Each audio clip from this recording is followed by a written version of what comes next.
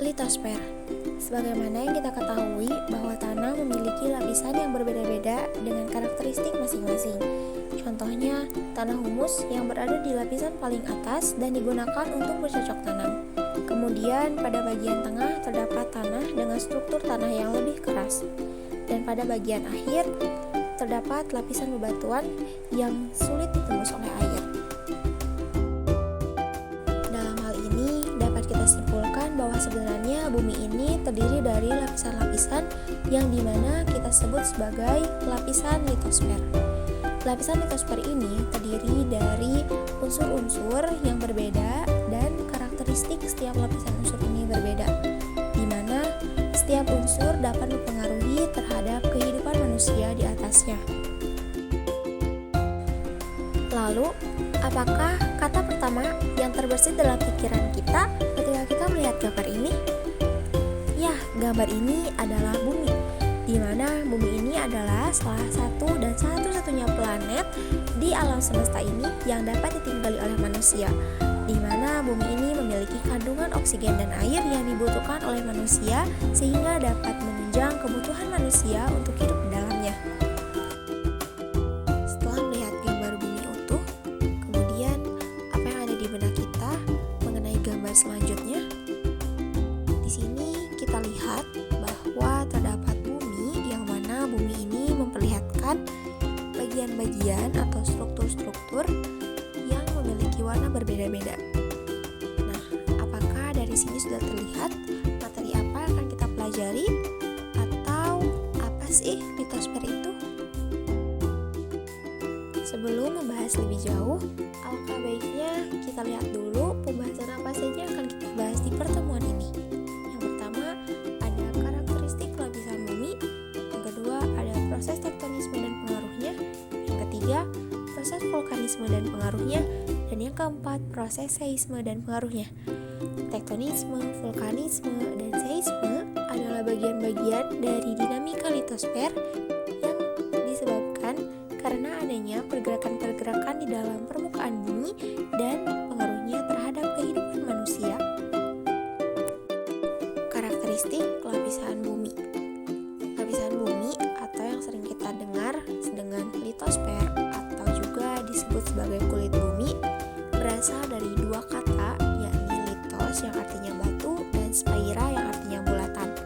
Dalam istilah, litosfer merupakan lapisan batuan atau kulit bumi yang mengikuti bentuk bumi dengan ketebalan kurang lebih 1.200 km. Ketebalan setiap lapisan kulit bumi ini tidak merata karena bumi ini terbagi menjadi dua, yakni bagian daratan dan bagian lautan, di mana bagian daratan atau benua ini memiliki ketebalan yang lebih tebal daripada kulit samudra.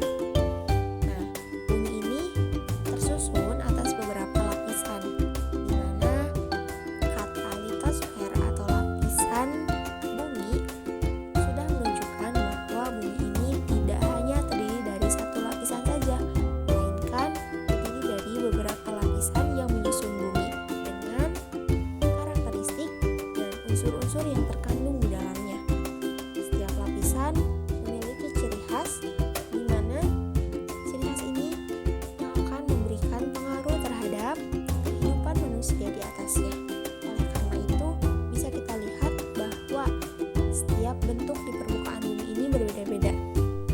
Bumi yang merupakan tempat berlangsungnya kehidupan bagi seluruh makhluk hidup termasuk manusia ini memiliki 4 lapisan penyusun utama, di mana yang pertama, keras atau kerak bumi merupakan lapisan paling terluar dan merupakan tempat berlangsungnya seluruh kehidupan termasuk kehidupan manusia. Lapisan terluar bumi ini terbagi menjadi dua kategori, yakni kerak samudra dan kerak benua. Kerak samudra memiliki ketebalan lapisan sekitar 5-10 km, sedangkan kerak benua mempunyai ketebalan sekitar 20-70 km.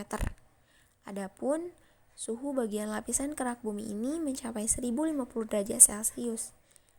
Kemudian, penyusun utama dari kerak samudra adalah batuan basalt, sedangkan batuan penyusun kerak benua yang utama adalah batuan granit.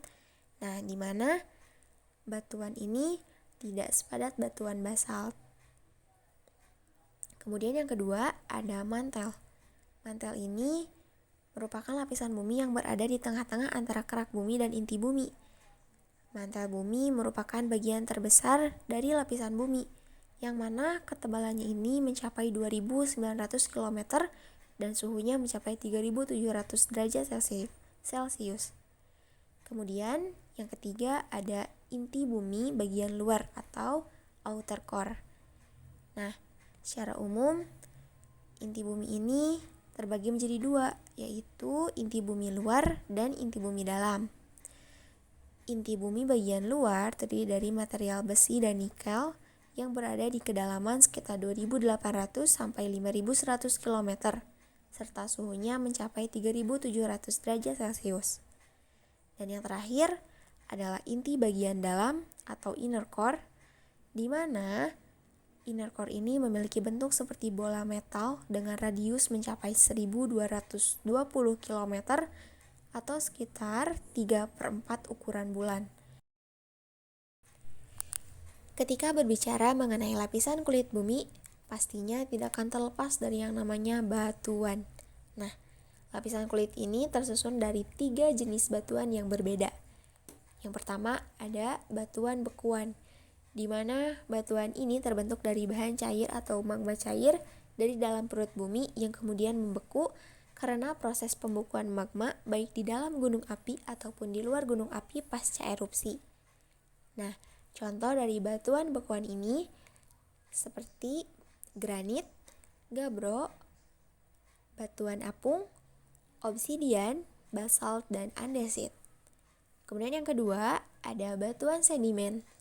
Nah, batuan ini terbentuk karena adanya proses pelapukan yang terjadi pada batuan bekuan, sehingga bagian-bagian dari batuan yang terlepas terangkut oleh media seperti air, angin, atau es yang kemudian diendapkan di tempat lain. Nah, contoh dari batuan ini adalah batu pasir, batu rijang, konglomerat, batu gamping numulits, dan batu gamping merah. Kemudian yang terakhir ada batuan metamorf, merupakan batuan yang mengalami perubahan karena beberapa faktor. Batuan metamorf ini dapat berasal dari batuan beku atau batuan sedimen. Contohnya ada kuarsit, filit, dan sekismika. Jika kita berbicara mengenai dinamika litosfer, maka tidak akan terlepas dari 3 peristiwa yang terjadi di muka bumi. Yang pertama ada tektonisme, vulkanisme, dan seisme. Lalu, bagaimana sih proses tektonisme dan pengaruhnya terhadap kehidupan? Nah, tektonisme ini merupakan salah satu fenomena atau perubahan letak lapisan bumi secara datar atau vertikal. Pada umumnya, bentukan lahan hasil tektonisme ini berupa lipatan dan patahan. Gerak tektonisme ini mencakup 2 macam gerak, yakni gerak naik dan gerak turun, atau sering kita sebut dengan gerak epirogenetik dan gerak orogenetik. Gerak epirogenetik merupakan gerak atau pergeseran lapisan kulit bumi yang relatif lambat dan terjadi dalam kurun waktu yang lama, serta meliputi daerah yang luas. Gerak ini terbagi menjadi 2 macam, yakni gerak epirogenetik positif dan gerak epirogenetik negatif. Di mana gerak epirogenetik positif ini adalah gerak turunnya daratan sehingga terlihat seakan-akan air naik. Hal ini dapat ditemukan di daerah sekitar pantai atau sungai. Sedangkan gerak epirogenetik negatif adalah gerak naiknya daratan sehingga terlihat seakan-akan permukaan air turun.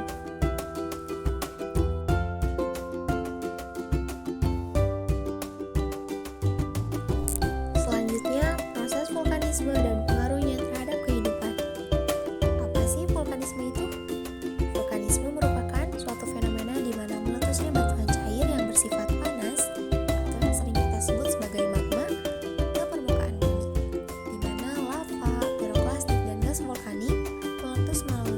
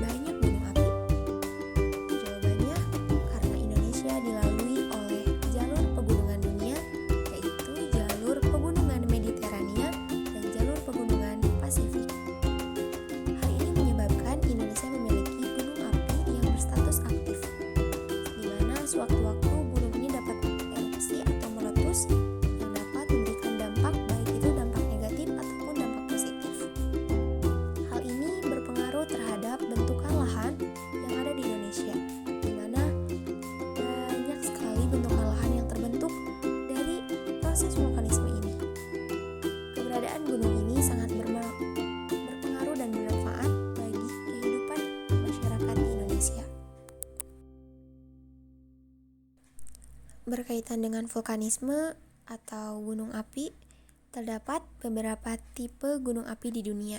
Yang pertama ada gunung api Mar. Gunung api ini berbentuk seperti danau kecil atau danau kawah yang terjadi hanya karena letusan. Contohnya seperti Gunung Lamongan di Jawa Timur dan Pegunungan Eiffel di Jerman. Yang kedua, gunung api kerucut atau sering disebut dengan strato. Nah, gunung ini memiliki bentuk seperti namanya, yaitu kerucut. Hal ini disebabkan karena adanya letusan dan lelehan efusif secara bergantian yang kemudian menyebabkan bahannya berlapis-lapis, sehingga disebut dengan lava gunung strato. Contohnya adalah gunung api di Indonesia. Gunung api di Indonesia kebanyakan adalah tipe gunung strato atau gunung api kerucut. Yang ketiga, ada gunung api perisai.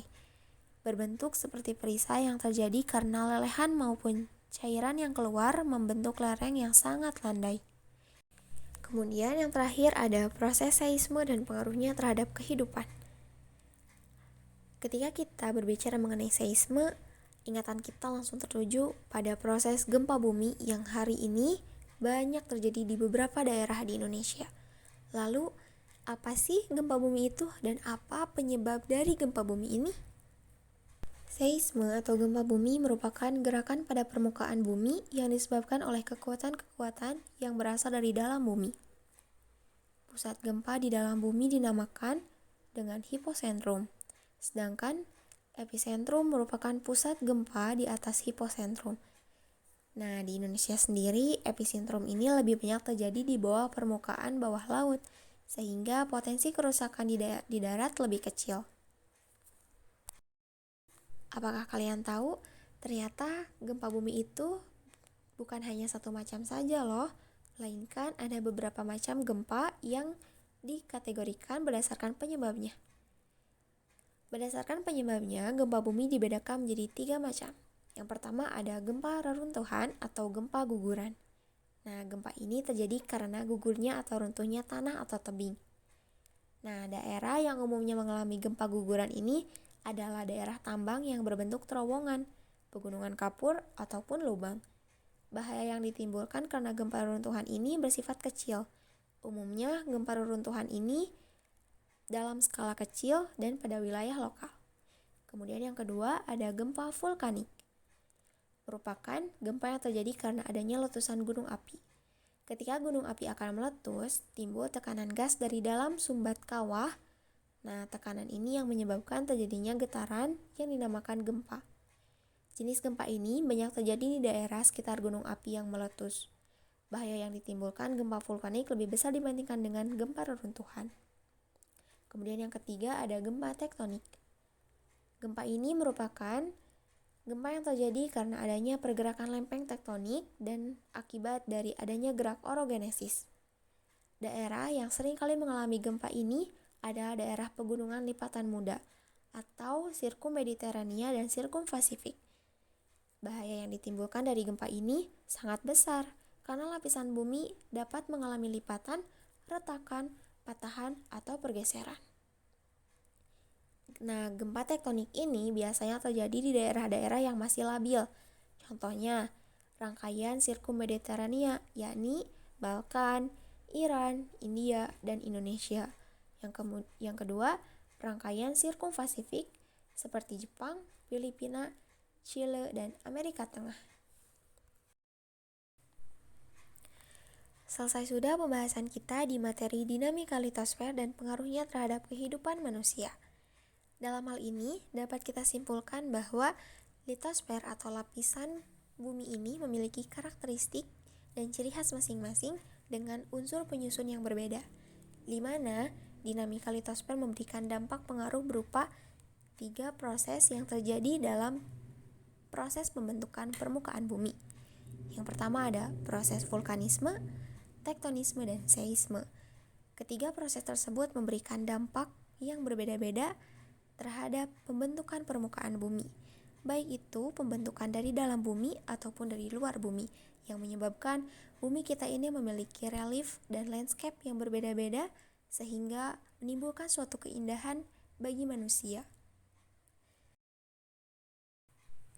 Semoga materi yang telah disampaikan ini bisa dipahami. Selamat belajar dan sampai bertemu di pertemuan selanjutnya. Terima kasih rekan-rekan.